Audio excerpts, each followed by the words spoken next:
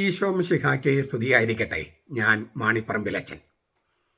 എറണാകുളം ബസിലിക്കുമായി ബന്ധപ്പെട്ട് ഉച്ചയിൽ തന്നെ തട്ടുകൊടുത്ത് ഹൈക്കോടതി. സഭാ നേതൃത്വം ഇതോടെ വെട്ടിലായി. ബസിലിക്ക എറണാകുളം അങ്കമാലി ഭദ്രാസന ബസിലിക്ക കത്തീഡ്രൽ ബസിലിക്ക പള്ളിയിൽ മാത്രമല്ല, ചാപ്പലിലും ഇല്ലിസിറ്റ് കുർബാന ചൊല്ലാൻ പാടില്ലെന്ന് ഹൈക്കോടതി ഇല്ലിസിറ്റ് കുർബാന എല്ലാവിടെയും നിരോധിച്ചു. ബസിലിക്ക കോമ്പൗണ്ടിൽ പറ്റില്ല. സിവിൽ കോടതിയുടെ മുൻ ഉത്തരവ് വായിച്ച് നോക്കി അത് അംഗീകരിച്ചുകൊണ്ടാണ് കോടതി ഈ ഉത്തരവ് ഇട്ടത്. ഇല്ലിസിറ്റ് കുർബാന ചൊല്ലില്ലെന്ന് അവരുടെ വക്കീലന്മാര്, സഭാ നേതൃത്വത്തിന്റെ വക്കീലന്മാര് ഹൈക്കോടതിയിൽ അറിയിച്ചു. അതോടെ അവിടെ ഇല്ലിസിറ്റ് കുർബാന ചൊല്ലിയത് കോടതി അലക്ഷ്യമാണെന്ന് പരോക്ഷമായി അവർ അറിയാതെ സമ്മതിക്കുകയായിരുന്നു. കോടതി അലക്ഷ്യം ചെയ്തുവെന്ന് അംഗീകരിക്കുകയായിരുന്നു. 1-ാം തീയതി മുതൽ 10-ാം തീയതി വരെ അവിടെ ചൊല്ലിയ കുർബാന കോടതി അലക്ഷ്യമായിട്ട് പരിഗണിക്കും. അതിൻ്റെ കൂട്ടത്തിൽ നമ്മുടെ മെത്രാപ്പൊലീത്ത ചൊല്ലിയ കുർബാനയും പെടുമെന്നാണ് നമുക്കറിയാൻ കഴിയുന്നത്. ബസിലിക്കയിലെ പ്രശ്നങ്ങൾക്ക് മീഡിയേറ്ററായി ഹൈക്കോടതിയുടെ വിധി. ഹൈക്കോടതി മുൻ ജഡ്ജിയായിരുന്ന CR രാമചന്ദ്രൻ നായരെ മീഡിയേറ്ററായി ഹൈക്കോടതി നിയമിച്ചിരിക്കുന്നു.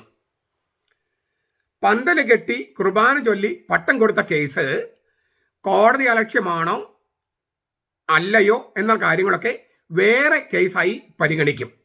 ഈ കേസിൽ നിന്ന് ലിങ്ക് ചെയ്തു. ഈ കേസിൽ മാത്രമാണ് ബസിലിക്കയിലെ ആളുകൾ കുത്തിയിരിക്കുന്നു എന്ന് പറഞ്ഞിട്ടൊരു കേസ് കൊടുത്തു. ആ കേസിൽ മാത്രമാണ് മീഡിയേഷൻ. മറ്റേ കേസ് പന്തല് കെട്ടി കുർബാന ചൊല്ലിയത് വേറെ കേസായി പരിഗണിക്കും.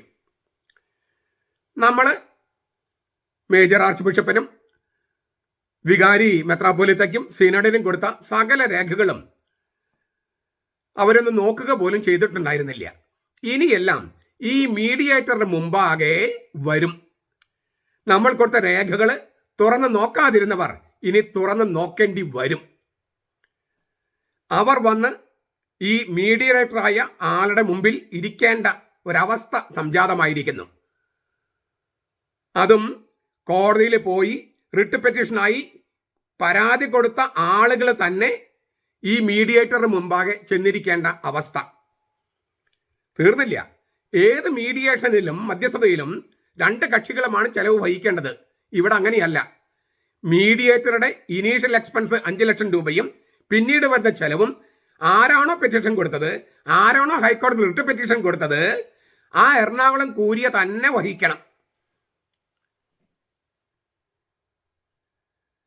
നമ്മളൊരു പൂവ് ചോദിച്ചു, നമുക്കൊരു പൂന്തോട്ടം കിട്ടി എന്നാണ് നമ്മുടെ വക്കീല് ജോർജ് സാറിന്റെ കമന്റ്. ഇത് ഇത്തരം കാര്യങ്ങളാണ് ഇന്നലെ ഹൈക്കോടതിയിൽ ഉണ്ടായതിൻ്റെ രത്ന ചുരുക്കം. പക്ഷെ ഇത് ഇത്രയും പറഞ്ഞാൽ കാര്യങ്ങൾ മനസ്സിലാകില്ല. അതുകൊണ്ട് ഞാൻ ഒരല്പം വിശദമായിട്ട് പറയാം. ഒരല്പം ചരിത്രം കേട്ടാലേ കാര്യങ്ങൾ കൃത്യമായിട്ട് മനസ്സിലാകൂ. 30 ദിവസങ്ങൾക്ക് മുൻപ് വക്കീല് advocate Joy George, Mathai Muthiranthi sir, party respondents ആയ ജോൺസൺ കോനിക്കര, സീലിയ എന്നിവരെല്ലാം കൂടെ എറണാകുളം അങ്കമാലി അതിരൂപതയുടെ കൂരിയായിലെത്തി. അവിടെ വൈക്കത്ത് പറമ്പിലച്ചൻ്റെ അടുത്ത് അവരുടെ വക്കീല് കണ്ണന്താനം സാറ് അവരുമായിട്ടൊക്കെ ഇരുന്ന് ഒരു നിർദ്ദേശം, അതായത് ജോർജ് സാറും മത്തായി മുതലായി സാറും നമ്മൾ ഈ പറഞ്ഞ ആളുകളൊക്കെ പാടെ ഒരു നിർദ്ദേശം കൂരിയായുടെ മുമ്പാകെ വെച്ചു. എറണാകുളം ബസിലിക്ക പള്ളിയിൽ ഇല്ലിസിറ്റ് കുർബാന ചൊല്ലില്ല, സിവിൽ കോടതിയുടെ ഉത്തരവിന് വിധേയമായി കുർബാന ചൊല്ലൂ എന്ന് വെള്ളക്കടലാസിൽ എഴുതി തന്നാൽ ഞങ്ങൾ ഇന്ന് തന്നെ ബസിലിക്കയിൽ നിന്ന് ഇറങ്ങിപ്പോകാം. ഇതാണ് സത്യവിശ്വാസികൾക്ക് വേണ്ടി ഹാജരായ ആളുകൾ കൂരിയായുടെ മുമ്പിൽ വെച്ച നിർദ്ദേശം. ഇല്ലിസിറ്റ് കുർബാന ചൊല്ലില്ല, സിവിൽ കോടതിയുടെ ഉത്തരവനുസരിച്ചേ പെരുമാറൂ എന്ന് ഒരു വെള്ളക്കടലാസിൽ എഴുതി തന്നാൽ മതി, ഞങ്ങൾ ഇറങ്ങിപ്പോയിക്കൊള്ളാം. ഒരു പ്രശ്നത്തിന് പരിഹാരമായിട്ടാണല്ലോ നമ്മളൊരു നിർദ്ദേശം, ഒരു എന്താ പറയുക, ഒരു മധ്യസ്ഥത എന്ന് പറയുന്നത്. ഈ വാഗ്ദാനമാണ്, ഞങ്ങൾ ഇറങ്ങിപ്പോയിക്കൊള്ളാം, ഈ ബസിലിക്കൽ ഇപ്പം ഇരുന്ന് പ്രാർത്ഥിക്കുന്ന ആളുകൾ ഇറങ്ങിപ്പോയിക്കൊള്ളാം എന്ന് വാഗ്ദാനം കൊടുത്തു. ആദ്യം ഇങ്ങനെ സിവിൽ കോടതി ഉത്തരവൊന്നും ഇല്ല എന്ന് പറഞ്ഞ അവര് നിലപാടെടുത്തെങ്കിലും ഈ ഉത്തരവിന്റെ പകർപ്പും മറ്റു രേഖകളെല്ലാം കാണിച്ചപ്പോൾ കണ്ണന്താനം വക്കീല് അതെല്ലാം പരിശോധിച്ചിട്ട് അതെല്ലാം ശരിയാണെന്ന് പറയുകയും അതിന്റെ വെളിച്ചത്തിൽ ഈ വൈക്കത്ത് പറമ്പ് അച്ഛനും കണ്ണന്താനം സാറും കൂടി പറഞ്ഞു, ഞങ്ങൾ ആലോചിച്ചിട്ട് പറയാം, ഇങ്ങനൊരു കാര്യം എഴുതി തരാൻ പറ്റുമോ എന്ന് ഞങ്ങൾ ആലോചിച്ചിട്ട് പറയാം. എന്നാൽ അവര് ആലോചിച്ചത് മത തീവ്രവാദികളുമായി കൊമ്പ് കോർത്തിരിക്കുന്നുവെന്ന് നമ്മുടെ മെത്രാപ്പോലിത്ത പരസ്യമായി പറഞ്ഞ ഒരാളുമായിട്ടാണ്. അയാൾ സമ്മതിച്ചില്ല. അയാൾക്ക് സമ്മതിക്കാൻ പറ്റില്ലല്ലോ. അതിന്റെ കാരണം ഞാൻ കുറച്ച് കഴിഞ്ഞിട്ട് പറയാം. അന്ന് ഈ വെള്ളക്കടലാസിൽ ഇങ്ങനെ ഈ ഇല്ലിസിറ്റ് കുർബാന ചൊല്ലില്ല എന്ന് എഴുതി തന്നിരുന്നെങ്കിൽ ഇപ്പോൾ ഇങ്ങനെ സഭാ നേതൃത്വം ഹൈക്കോടതിയുടെ മുമ്പിൽ നാണം കെട്ട് പോകില്ലായിരുന്നു. ഹൈക്കോടതി ഇപ്പൊ എന്താ പറഞ്ഞത്? ഈ നമ്മൾ വക്കീലും ഒക്കെ മധ്യസ്ഥയിൽ പറഞ്ഞത് ബസിലിക്കയിൽ ഇല്ലിസിറ്റ് കുർബാന ചൊല്ലില്ല എന്ന് എഴുതി തരാനാണ്. ഇപ്പൊ ഹൈക്കോടതി പറഞ്ഞിരിക്കുന്നത് ബസിലിക്കയിൽ മാത്രമല്ല, അവിടുത്തെ ചാപ്പലിലും ഇല്ലിസിറ്റ് കുർബാന ചൊല്ലാൻ പറ്റില്ല. ഇല്ലേ? കുർബാന വിലക്കിയിരിക്കുന്നത് പള്ളിയിലാണ്, ചാപ്പലിലല്ല എന്നുള്ള സാങ്കേതികത്വം പറഞ്ഞെന്നും കോടതി വിധിയെ ഇങ്ങനെ വളച്ചു കെട്ടി വക്രീകരിച്ച് വ്യാഖ്യാനിക്കാൻ പറ്റില്ലെന്നാണ് ഹൈക്കോടതി പറഞ്ഞത്. ഇനി നമുക്ക് കോടതിയുടെ ഇപ്പൊ ഈ ചരിത്രം മനസ്സിലാക്കിയാലാണ്, ഇത് 10-30 ദിവസങ്ങൾക്ക് മുമ്പുണ്ടായ കാര്യമാണ് ഈ കൂരിയായിൽ പോയത്. ഇനി നമുക്ക് ഹൈക്കോടതിയുടെ നടപടികളിലേക്കൊന്ന് കടക്കാം. ഇന്നത്തെ ഈ വിധി ഇങ്ങനെയാണ് വരികയെന്ന് കഴിഞ്ഞ ദിവസത്തെ സിറ്റിംഗിൽ തന്നെ ഏതാണ്ട് തെളിഞ്ഞിരുന്നു. ഇന്നല്ല ഹൈക്കോടതിയിലെ കേസ് ആദ്യം പരിഗണിച്ചത്, കുറച്ച് നാളുകൾക്ക് മുമ്പാണ്. ആദ്യത്തെ ദിവസം കേസ് കോടതിയിൽ വന്നപ്പോൾ ഹൈക്കോടതി വാസ്തവത്തിൽ നമുക്കെതിരായിരുന്നു. നിങ്ങൾ ഇങ്ങനെ പള്ളിയിൽ ഫുൾ ടൈം ഇരിക്കുന്നത് ശരിയോ എന്നാണ് ഹൈക്കോടതി ചോദിച്ചത്. ഉണ്ടുറങ്ങി കിടക്കാനുള്ളതാണോ പള്ളി? ഇതാണ് ഹൈക്കോടതി ചോദിച്ചത്. നിങ്ങൾ ഇന്ന് തന്നെ ഇറങ്ങണം, ഞാൻ ഇപ്പോൾ തന്നെ ഓർഡർ ഇടും എന്നൊക്കെയായിരുന്നു അന്ന് ഹൈക്കോടതിയുടെ നിലപാട്. ഈ സംഗതിയാണ്, അന്നുണ്ടായ സംഗതിയാണ് ഇപ്പൊ ഈ ഒരാളിങ്ങനെ നമ്മുടെ വിധി നമുക്ക് അനുകൂലമാണ് പ്രതികൂലമല്ലെന്നും പറഞ്ഞ് പ്രചരിപ്പിച്ച് നടക്കുന്നുണ്ടല്ലോ മുന്നേറ്റക്കാരൻ. അയാൾ കോട്ട് ചെയ്യുന്നതൊക്കെ അന്നുണ്ടായ സംഗതിയാണ്, അല്ലാതെ ഇന്നലെ ഉണ്ടായ സംഗതിയല്ല. അതായത് ഹൈക്കോടതി നമുക്ക് ആദ്യം എതിരായിരുന്നു. ആ ഹൈക്കോടതി ചോദിച്ച ചോദ്യമാണ്, നിങ്ങളിങ്ങനെ പള്ളിയിൽ ഉണ്ടുറങ്ങി കിടക്കുന്നത് ശരിയാണോ? അത് ആ വാക്കാണ് അയാൾ പിടിച്ചിട്ട് ഇങ്ങനെ കൊണ്ടുപിടിച്ച് നടക്കുന്നത്. അത് അന്നത്തെ ദിവസം ഉണ്ടായ സംഗതിയാണ്. ഹൈക്കോടതി ഇങ്ങനെ ആദ്യം എതിരായിട്ടും പിന്നെ നമുക്ക് അനുകൂലമായത് എങ്ങനെയാണ്? ഈ എന്തുകൊണ്ടാണ് പള്ളിയിൽ കയറാനായിട്ടൊരു സാഹചര്യം ഉണ്ടായതെന്ന് നമ്മുടെ വക്കീലുമാര് വ്യക്തമാക്കി. ശക്തമായ വാദമായിരുന്നു അത്. ഏത് സാഹചര്യത്തിലാണ് കയറിയത്? ഇല്ലിസിറ്റ് കുർബാന ചൊല്ലരുതെന്ന സിവിൽ കോടതി ഉത്തരവ്, ഈ ഉത്തരവ് നിലനിൽക്കുകയാണ്. ഇത് ഹൈക്കോടതി മുമ്പിൽ കൊടുക്കുകയാണ്. സിവിൽ കോടതിയുടെ കൽപ്പനയുണ്ട്, ഇല്ലിസിറ്റ് കുർബാന അവിടെ ചൊല്ലാൻ പാടില്ല. അങ്ങനെ ഒരു ഉത്തരവ് നിലനിൽക്കെ കോടതി അലക്ഷ്യം കാണിച്ച് അവിടെ ഇല്ലിസിറ്റ് കുർബാന ചൊല്ലി. 1-ാം തീയതി മുതൽ 10-ാം തീയതി വരെ കുർബാന ചൊല്ലി. കോടതി അലക്ഷ്യത്തിന് ഹൈക്കോടതിയോ സിവിൽ കോടതിയോ സ്വമേധയ കേസെടുക്കേണ്ട ഒരു കാര്യമാണിത്. കോടതിയുടെ ഉത്തരവ് ലംഘിച്ചിരിക്കുന്നു, സിവിൽ കോടതിയുടെ ഉത്തരവ് ലംഘിച്ചിരിക്കുന്നു. ഈ രാജ്യത്തെ പൗരന്മാരാണെങ്കിൽ ഈ നാട്ടിലെ നിയമവ്യവസ്ഥയെ അംഗീകരിക്കേണ്ടതില്ലേ? അതിനെ ബഹുമാനിക്കേണ്ടതില്ലേ? അങ്ങനെ ബഹുമാനിക്കാതെ വന്നപ്പോൾ ഈ നാട്ടിലെ നിയമം പ്രാബല്യത്തിൽ വരുത്താൻ വേണ്ടിയാണ് ഞങ്ങൾ ബസിലിക്കയിൽ കയറിയത്. തീർന്നില്ല. 2021 ഡിസംബറിൽ മണിക്കൂറുകളോളം നീണ്ട ഇല്ലിസിറ്റ് കുർബാന ചൊല്ലിയവരാണ് ഇവർക്ക് കോടതിയില്ല, ഹൈക്കോടതിയില്ല, ഉത്തരവില്ല, യാതൊന്നുമില്ല. ഇങ്ങനെ അടിഞ്ഞാട്ടം അനുവദിക്കണോ? ആ അടിഞ്ഞാട്ടം അനുവദിക്കാതിരിക്കാൻ, തോന്നിയാസം അനുവദിക്കാതിരിക്കാൻ, അരാജകത്വം അനുവദിക്കാതിരിക്കാൻ, നിയമവ്യവസ്ഥയെ വെല്ലുവിളിക്കാതിരിക്കാൻ വേണ്ടിയാണ് ഞങ്ങൾ ബസിലിക്കയിൽ കയറിയത്. അപ്പോ ഹൈക്കോടതിക്ക് കാര്യം മനസ്സിലായി, ആരുടെ വശത്താണ് തെറ്റെന്ന്. കോടതി അലക്ഷ്യം കാണിച്ചിരിക്കുന്നത് സഭാ നേതൃത്വവും അവർക്ക് ഒത്താശ ചെയ്ത് പിന്തുണ കൊടുക്കുന്ന മുന്നേറ്റക്കാരുടെ വക സംഗതിയാണ്. പിന്നെ ഒരു കാര്യം കൂടി പറഞ്ഞു, അപ്പുറത്തുള്ളവര് ശക്തിയുള്ളവരാണ്, അധികാരത്തിലിരിക്കുന്നവരാണ്, പണമുള്ളവരാണ്, സ്വാധീനമുള്ളവരാണ്. ഞങ്ങൾക്ക് എന്ത് ചെയ്യാൻ പറ്റും? ഞങ്ങൾക്ക് ദൈവമല്ലാതെ മറ്റാരുമില്ല. അതുകൊണ്ടാണ് ഞങ്ങൾ ബസിലിക്കയിൽ കയറി ഇങ്ങനെ ഇരിക്കാൻ തുടങ്ങിയത്. 2 കാര്യങ്ങളാണ്. ഞങ്ങൾ നിസ്സഹായരാണ്, 1. 2, അവര് നിയമവ്യവസ്ഥയെ വെല്ലുവിളിച്ചുകൊണ്ട് കോടതി അലക്ഷ്യം കാണിച്ച് തോന്നിയാസം പോലെ പെരുമാറുന്നു. ഈ രാജ്യത്തെ നിയമവ്യവസ്ഥയെ വെല്ലുവിളിക്കുന്നവരെ നിലയ്ക്ക് നിർത്തണമെന്ന് ആണ് ഞങ്ങൾക്ക് പറയാനുള്ളത്. ഇത് ഹൈക്കോടതിക്ക് വളരെ ഗൗരവമായി തോന്നി, ശരിയല്ലേ? അപ്പോൾ രണ്ടാമത്തെ വേറെ ദിവസം പോസ്റ്റ് ചെയ്തു. രണ്ടാമത്തെ പോസ്റ്റിംഗ് വന്നപ്പോൾ ആദ്യത്തെ ദിവസം ഉണ്ടായ വാദഗതി ഞാൻ ഇപ്പോൾ പറഞ്ഞത്. രണ്ടാമത്തെ പോസ്റ്റിങ്ങിൽ വന്നപ്പോൾ നമ്മുടെ വക്കീൽമാരിൽ ഒരാളായ ജോർജ് സാറ് ഹൈക്കോടതിയോട് പറഞ്ഞു, ഇത് വളരെ സെൻസിറ്റീവും സെൻസേഷനുമായ ഒരു കേസാണ്, എന്ത് ചെയ്താലും ഈ വികാരം വ്രണപ്പെടാൻ സാധ്യതയുണ്ട്, അതുകൊണ്ട് ഒരു മീഡിയേറ്ററെ നിയമിച്ച് രമ്യമായി പരിഹരിക്കാനായിട്ട് ഒരു മാർഗം ഉണ്ടാക്കണം. ഹൈക്കോടതി അതിനോട് യോജിച്ചു. അപ്പോൾ അവരോട് സഭാ നേതൃത്വത്തിന്റെ വക്കീലന്മാരോട് ചോദിച്ചു, നിങ്ങൾ എന്ത് പറയുന്നു, മീഡിയേറ്ററെ വെച്ചാലോ, ഒരു മീഡിയേഷൻ? ഞങ്ങൾക്ക് ആലോചിക്കണമെന്ന് അവരുടെ വക്കീലന്മാർ പറഞ്ഞു. എന്താണ് അങ്ങനെ പറയാൻ കാരണം? അവർ വെട്ടിലായി കിടക്കുകയാണ്. വെട്ടിലായി. ഈ സഭാ നേതൃത്വമാണ് പണ്ടൊക്കെ രമ്യതയ്ക്ക് നേതൃത്വം നൽകുക. നമ്മൾ തമ്മിൽ പ്രശ്നമൊക്കെ ഉണ്ടെങ്കിൽ സഭാ നേതൃത്വം, മെത്രാന്മാരും മെത്രാപോലിത്തന്മാരും അതിന് മുകളിലുള്ളവരൊക്കെയാണ് ഈ രമ്യതയ്ക്ക് നേതൃത്വം നൽകുക. ഇപ്പൊ അവരാണ് പ്രശ്നക്കാര്. അവരെ നേർവഴിക്ക് കൊണ്ടുവരാൻ അൽമായർ കോടതി കയറേണ്ട ഒരു അവസ്ഥയാണ്. മീഡിയേഷൻ അംഗീകരിക്കില്ലെന്ന് പറഞ്ഞാൽ, മീഡിയേറ്റർ വേണ്ടെന്ന് പറഞ്ഞാൽ സഭാ നേതൃത്വത്തിന്റെ മുഖം വികൃതമാകും. അതുകൊണ്ടാണ് മീഡിയേറ്റർ ആകാമെന്ന് സഭാ നേതൃത്വം വക്കീലന്മാർ വഴി സമ്മതിച്ചത്. എന്നിട്ട് മീഡിയേറ്റർ വെച്ചതോ, നമ്മൾ സത്യവിശ്വാസികൾ കൊടുത്ത ഒരു ലിസ്റ്റ്, അതായത് ജോർജ് സാറിന്റെ വക്കീലിന്റെ നേതൃത്വത്തിൽ നമ്മൾ കൊടുത്തൊരു ലിസ്റ്റ്, 5 പേരുടെ ഒരു പാനലാണ് കൊടുത്തത്. 3 ജഡ്ജിമാരും മുൻ ജഡ്ജിമാരും 2 സീറോ മലബാർ സഭയിൽ പെടാത്ത 2 മെത്രാന്മാരുടെ പേരും. അതിൽ നിന്ന് ഹൈക്കോടതി തെരഞ്ഞെടുത്തത് നമ്മൾ കൊടുത്ത പാനലിലെ 2ാമത്തെ പേരാണ് മീഡിയേറ്റർ ആയിട്ട് തെരഞ്ഞെടുത്തത്. CR രാമചന്ദ്രൻ നായർ, മുമ്പത്തെ ഹൈക്കോടതി ജഡ്ജിയാണ് അദ്ദേഹം. അദ്ദേഹത്തിന്റെ മീഡിയേഷനിൽ, മധ്യസ്ഥതയിൽ ബസിലിക്കയിലെ കുർബാനയുടെ തർക്കവും അവിടെ നടന്ന സകല പ്രശ്നങ്ങളും, അവിടെ ഈ ജനങ്ങൾ കയറി ഇരിക്കേണ്ടായ സാഹചര്യം, അതായത് കോടതി ഇലക്ഷൻ നടത്തിയ സാഹചര്യം, ഇങ്ങനെ കാര്യങ്ങളെല്ലാം പഠിച്ച് അദ്ദേഹത്തിന്റെ ഒരു തീരുമാനവുമായിട്ട് ഇടക്കാല റിപ്പോർട്ട് മാർച്ച് 30-ാം തീയതിക്കുള്ളിൽ കൊടുക്കണമെന്നാണ് ഉത്തരവ്. ഉത്തരവിന്റെ പകർപ്പ് നമ്മുടെ കയ്യിൽ കിട്ടാത്തത് കൊണ്ട് ഈ ഞാൻ പറഞ്ഞതിനകത്ത് ചിലപ്പോൾ എന്തെങ്കിലും വ്യത്യാസങ്ങൾ ഉണ്ടാകാം. പക്ഷെ ബേസിക് ആയിട്ടാണ് കാര്യങ്ങൾ. ഇതിനകത്ത് നമ്മൾ വിജയിച്ചോ തോറ്റോ അത് പറയാനുള്ള ഒരു സമയമായിട്ടില്ല. പക്ഷെ ഒരു കാര്യം നമുക്ക് നല്ല ആശ്വാസം നൽകുന്ന സംഗതിയുണ്ട്. എന്താണ്? ഇതുവരെ നമ്മളെ കേൾക്കാനായിട്ട് നമ്മുടെ തലപ്പത്തുള്ളൊരു തയ്യാറായിരുന്നോ? ഇല്ല. നമ്മൾ എത്രയോ രേഖകൾ, എത്രയോ പരാതികൾ, പെറ്റീഷൻസ് എല്ലാം കൊണ്ടുകൊടുത്തു. അവർ തുറന്നു നോക്കിയോ? ഇല്ല. ഇനിയിപ്പോഴോ? ഈ പറഞ്ഞ മേജറും മൈനറും സെനഡൊക്കെ, അതിൻ്റെ ആളുകളൊക്കെ ഈ മീഡിയേറ്ററിന് മുമ്പാകെ വന്നിരിക്കണം.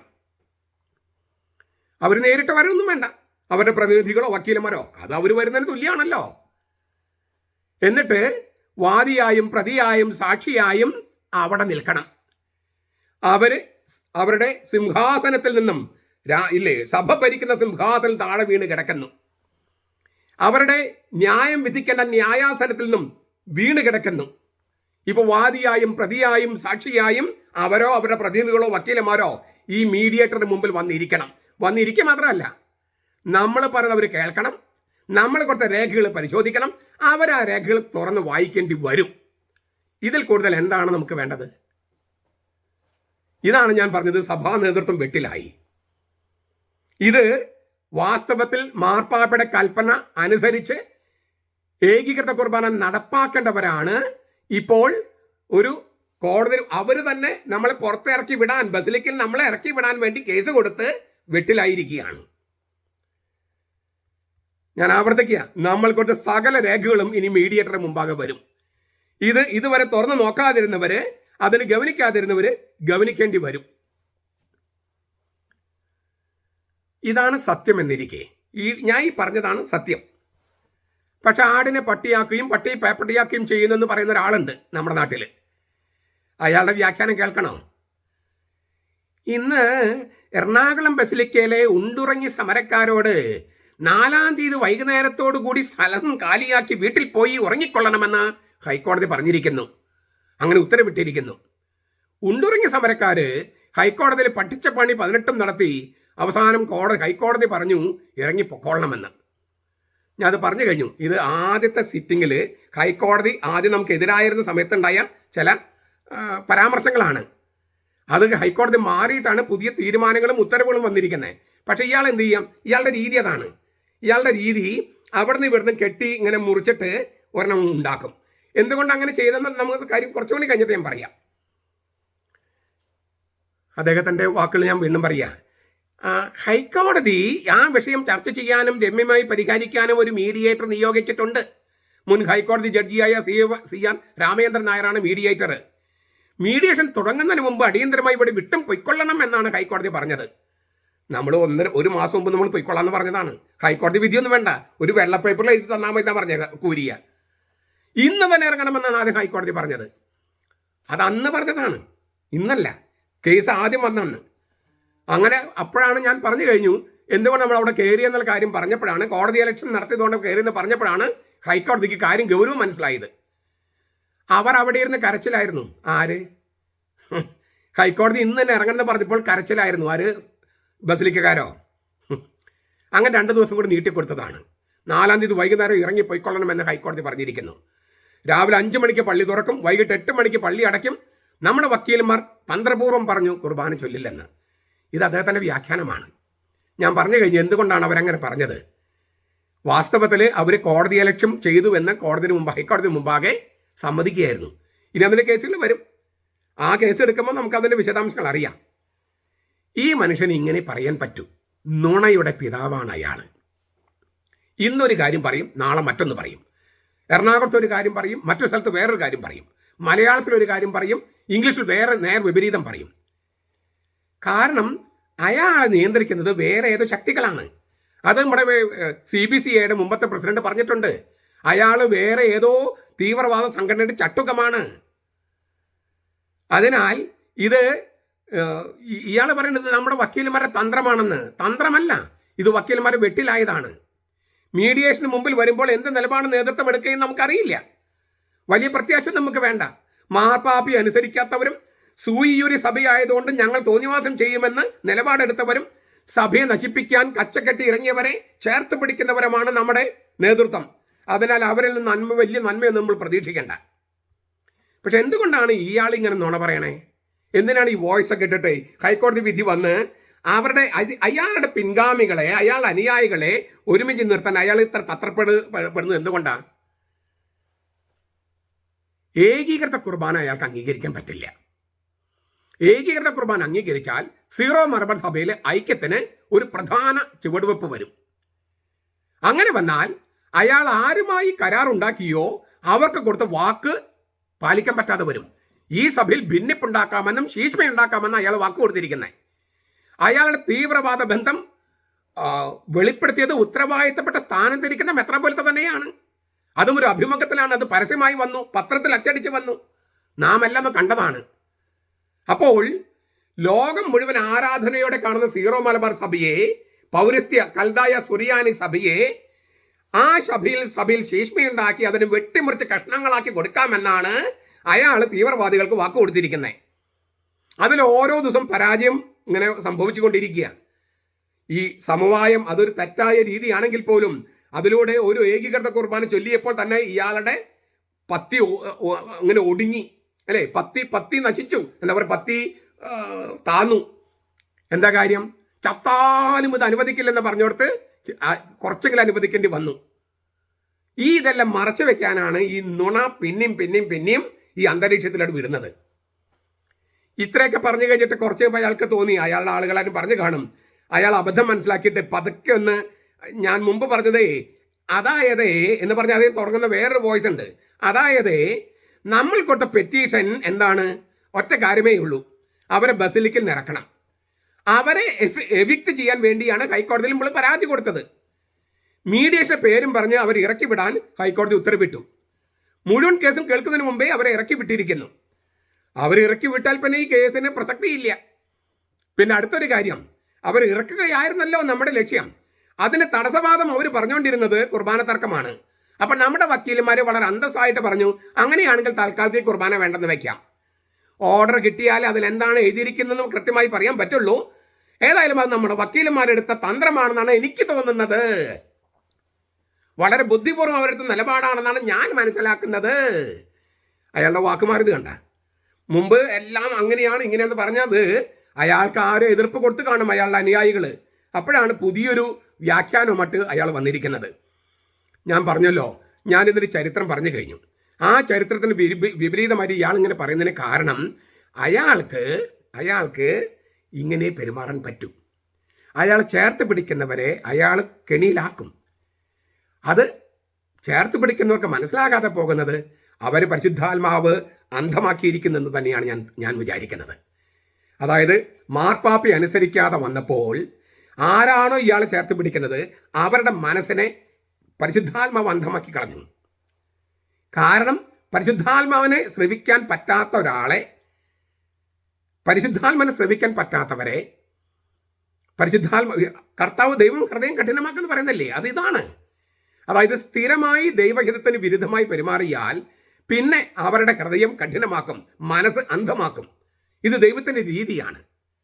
അതിനാൽ നമ്മുടെ സഭയെ കീറി മുറിച്ച് കൊടുക്കാമെന്ന് വാക്ക് കൊടുത്തിരിക്കുന്ന, വാഗ്ദാനം ചെയ്തിരിക്കുന്ന, വ്രതം ചെയ്തിരിക്കുന്ന ഒരുത്തനെ ചേർത്ത് പിടിക്കുമ്പോൾ ആ ചേർത്ത് പിടിക്കുന്നവര് മാർപ്പാപ്പയ്ക്കെതിരെയും പരിശുദ്ധാത്മാവിനെതിരെയും ആയതുകൊണ്ട്, ദൈവഹിതത്തിനെതിരായതുകൊണ്ട് ദൈവം അവരുടെ ഹൃദയം കഠിനമാക്കുകയാണ്.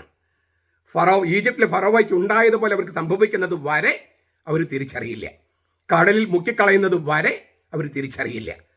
നമുക്ക് അമിതമായി സന്തോഷിക്കാനുള്ള യാതൊരു വകയുമില്ല. എങ്കിലും ഒരൊറ്റ കാര്യത്തെങ്കിലും, 2 കാര്യത്തിലെങ്കിലും നമുക്ക് സന്തോഷിക്കാം. ഒന്ന്, ബസിലിക്കയിൽ ഇല്ലിസിറ്റ് കുർബാന പാടില്ല എന്ന് പറഞ്ഞത് സാങ്കേതികത്വം പറഞ്ഞ് ചാപ്പൽ ചൊല്ലാൻ തുടങ്ങിയത് അത് വേണ്ട, ആ പരിപാടി വേണ്ട എന്ന് പറഞ്ഞു. അവിടെ ഇല്ലിസിറ്റ് കുർബാന പാടുന്ന ഹൈക്കോടതി ഉത്തരവിട്ടു. സിവിൽ കോടതി ഇട്ട ഉത്തരവ് ഹൈക്കോടതി എൻഡോഴ്സ് ചെയ്തു. ഭയങ്കര വലിയ വിജയമാണ് നമുക്കത്. 2, നമ്മൾ ഇതുവരെ കേൾക്കാതിരുന്നവർ ഇനി മീഡിയേഷന് മുമ്പിൽ നമ്മൾ അപ്പുറത്ത് ഇരിക്കും, നടുക്ക് മീഡിയേറ്റർ ഇരിക്കും.